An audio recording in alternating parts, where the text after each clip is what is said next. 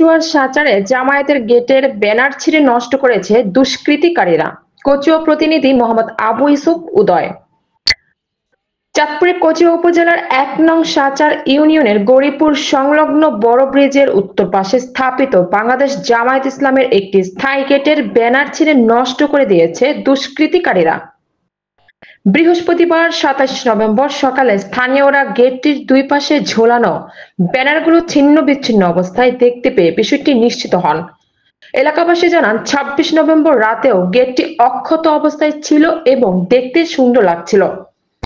তবে পরদিন সকালে অজ্ঞাত ব্যক্তিরা ব্যানারগুলো কেটে গেটটিকে সম্পূর্ণভাবে বিকৃত করে ফেলে। এতে মনে হচ্ছে বিষয়টি রাজনৈতিক প্রতিহিংসার অংশ হতে পারে। তবে এখন পর্যন্ত এই ঘটনার বিষয়ে কোনো সুস্পষ্ট তথ্য বা প্রমাণ পাওয়া যায়নি। এ বিষয়ে সাচার ইউনিয়নের জামায়াতের যুব বিভাগের সাধারণ সম্পাদক কবির হোসেন মোল্লা বলেন, আমরা এখনো কাউকে সন্দেহ করছি না, তবে যারা এই কাজটি করেছে তাদের শনাক্ত করে আইনের আওতায় আনার জন্য প্রশাসনের কাছে জোর দাবি জানাচ্ছি।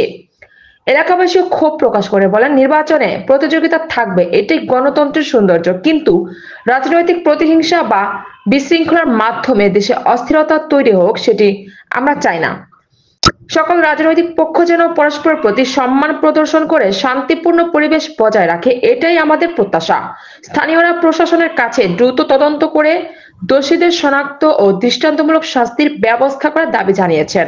একটি সুশৃঙ্খল আদর্শ দল, সেই আদর্শ দলে আমি একজন কর্মী হতে পারে আল্লাহ রাব্বুল আলামিনের শুকরিয়া আদায় করছি, আলহামদুলিল্লাহ।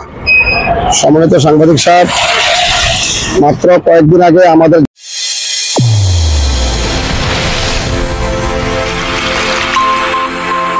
চ্যানেল A1 হৃদয়ের স্পন্দন।